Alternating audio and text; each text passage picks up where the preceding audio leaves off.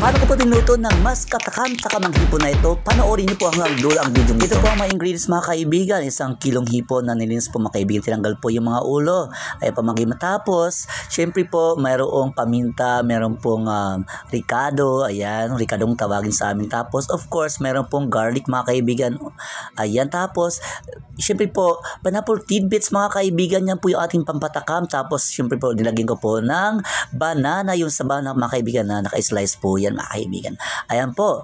So, una po, ang gagawin ko ay pinaghalo-halo ko po lahat ng mga ingredients. Una po, nilagay ko po sa planggana yung yung hipon. Tapos sinunod ko po mga kaibigan yung iba pang mga sangkap gaya ng asin. Ayan, nilagyan ko po yan ng kaunting asin mga kaibigan. Hindi po natin dapat damihan, baka po umalat mga kaibigan.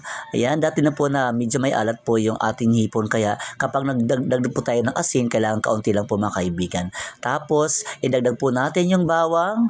Tapos pagkatapos po niyan ay ang paminta. Ayan, di dapat yan mawala yung paminta kasi yung po yung nagpapabango at nagpapatest ng medyo maanghang sa ating niluluto. Ayan mga kaibig, mas masarap pa rin yun, medyo maanghang. Tapos nilagyan ko po mga kaibigan ng ricado, kung tawagin sa amin, laurel. Ayan. Tapos pagkatapos po niyan, hinalo-halo ko po mga kaibigan. Sa paghalo po natin, dapat dahan-dahan lang po, baka po madurog ang ating hipon. Ayan, pag nadurog po yung ating hipon, ayan, mahirap na po yung kainin, parang hindi na tayo kakain. Kapag nadurog ang hipon, di ba ang mga hipon dapat pinag-iingatan yan? Charot. Ayan, dahan-dahan yung paghalo para lahat po ng mga ingredients ay ma-absorb po ng ating main ingredient na hipon. Ayan. Tapos ibuhos po natin yung sabaw. Iba pa rin yung masabaw, di ba? Masarap pa rin yung masabaw mga kaibigan. Ayan. Manamis-namis na sabaw po yan mga kaibigan. Yung talaga ay magpapasarap sa ating lulutuing hipon. Ayan mga kaibigan. Hindi po natin na ihahalo yung tidbits po mga kaibigan na pineapple. Mamaya na po yan para hindi po siya ma-overcook. Tapos, syempre po ilagay na po natin sa kaldero kung saan natin lulutuin ang ating hipon. Ayan mga kaibigan.